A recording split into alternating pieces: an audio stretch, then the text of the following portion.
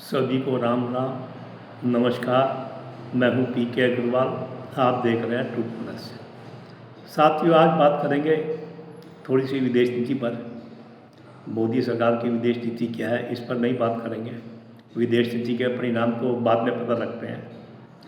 खासकर विपक्ष ने जो शोर मचा रखा है कि मोदी सरकार की विदेश नीति फेल हो गई है। अब विपक्ष की एक समस्या है। मैं पूरे इकोसिस्टम की बात कर रहा हूँ, लेफ्ट, लिबरल, सेकुलर, वो चाहे किसी भी पार्टी के हों।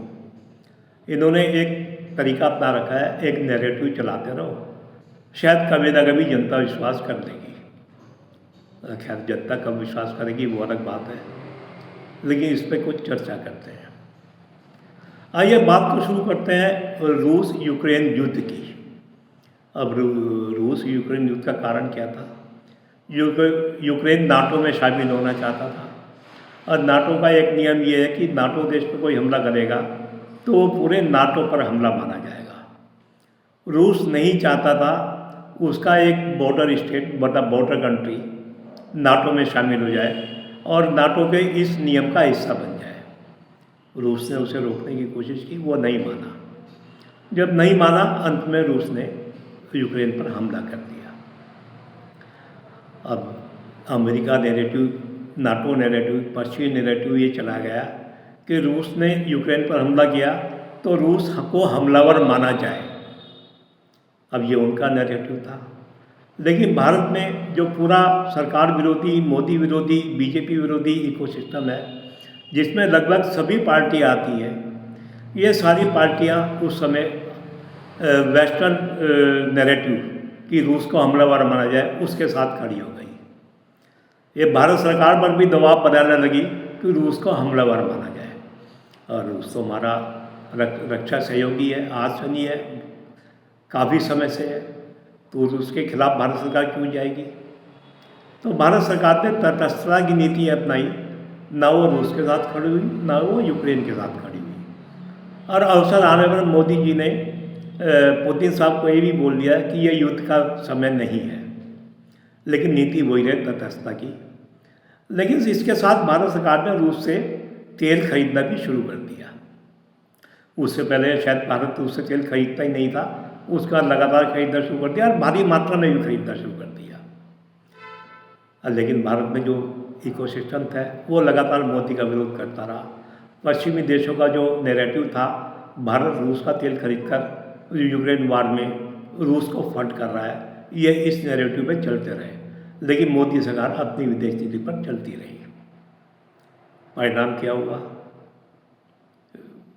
आज रूस की हालत, आज रूस से संकट में समय, जब खाड़ी देश में संकट चल रहा है, रूस से तेल और गैस हम ले रहे हैं। अब मैं इकोसिस्टम से पूछना चाहता हूँ, यदि मोदी सरकार आपके नैरेटिव पर चली होती कि रूस से तेल ना खरीदकर रूस को फंड ना किया जाए, तो क्या आज रूस से तेल और गैस खरीदी जा सकती थी? क्या आप मानते हैं आपकी जो सलाह थी विदेश नीति पर वो गलत थी? अब आप कुछ लोग कह सकते हैं कि हमारे नेता ने ऐसा नहीं कहा। मैं नेता की बात नहीं कर रहा हूँ, मैं इकोसिस्टम की बात कर रहा हूँ। अगर इकोसिस्टम ने किसी ने कहा है और बाकी लोग चुप रहे, तो इसका मतलब है उस विचार को इकोसिस्टम की सहमति है कि मोदी सरकार के साथ तो कोई नहीं खड़ा रहा ना। मोदी सरकार का समर्थन किसी ने किया तो बताएं। तो उनकी जो विदेश नीति में ये पहलू था कि भारत को रूस को हमलावर मानकर रूस से दूरी बनानी चाहिए, यूक्रेन के साथ खड़ा होना चाहिए, रूस से तेल नहीं खरीदना चाहिए, ये विदेश नीति तो फेल हो गई ना उनकी। अब दूसरी आते हैं अमेरिका के टैरिफ वाली नीति पर। अमेरिका ने पिछले साल भारत पर 25% रेसिप्रोकल टैरिफ लगाया। उसके बाद उसे 50% कर दिया, ये कहकर कि भारत रूस से तेल खरीद रहा है, रूस को फंड कर रहा है।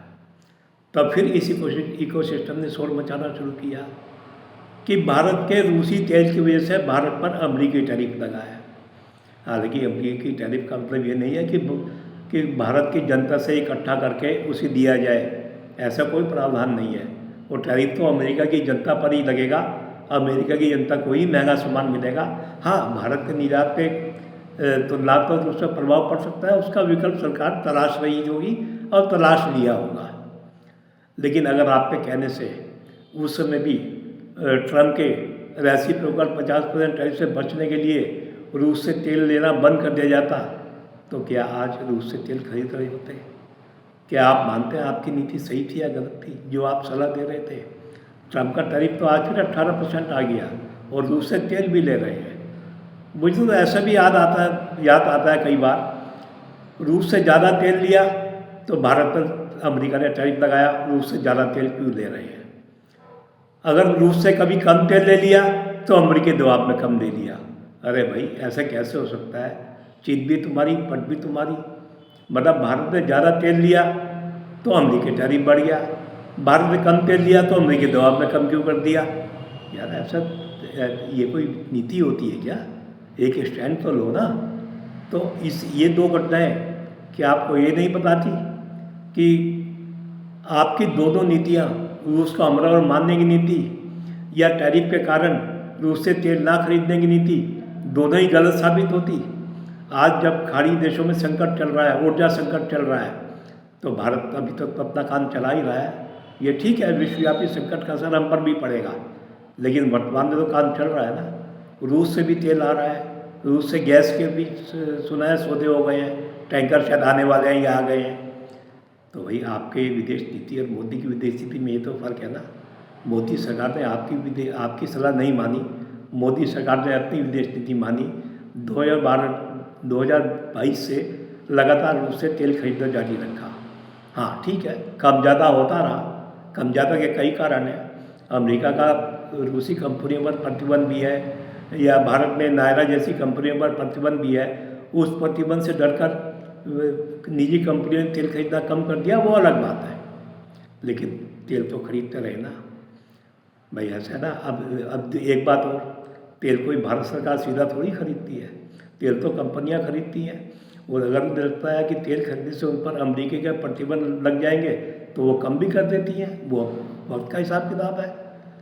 तो आप देखें, जो ये सलाह दे रहे थे विदेश नीति की, दोनों सलाह, रूस यूक्रेन युद्ध में रूस को हमला और मारने की नीति और टैरिफ लगने पर रूस से तेल कम करने की या बंद करने की नीति, दोनों आपकी फेल हो गई ना।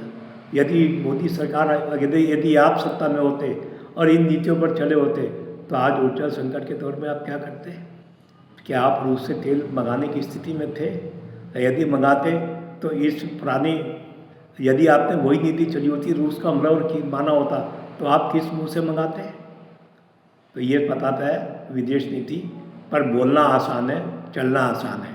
जहाँ तक ईरान की विदेश नीति की बात है, भाई तुम कह रहे हो कि ईरान की विदेश नीति, भारत ईरान के साथ खड़ा नहीं हुआ, तो अगर ईरान के साथ खड़ा होता तो भारत को ऊर्जा संकट न आता। क्यों भाई? ये बात आपसे ईरान ने कही है क्या? या आपकी मजबूरी हो सकती है अपने वोट बैंक के लिए बोलना? ईरान ने कही है तो बताओ। ईरान ने किसी मन से कहा हो कि भारत हमारा साथ नहीं दे रहा, भारत हमारे विरोधियों का साथ दे रहा है, तो बताओ ऐसी कोई बात। और जहाँ तक संकट की बात है, भाई तुम ईरान से कितना भी वो तालमेल कर लेते हैं। जो हॉर्मुज स्ट्रेट में जो संकट चल रहा है, उससे क्या ईरान से संबंध सुधार के तुम निपट लेते क्या? तब क्या करते भाई तुम? तो ये मैंने एक उदाहरण दिए कि विपक्ष जो विदेश नीति पर शोर मचाता है, नैरेटिव चलता है, उसकी विदेश नीति पर यदि सरकार चलती तो आज रूस से तेल और गैस खरीदने की स्थिति में नहीं होती।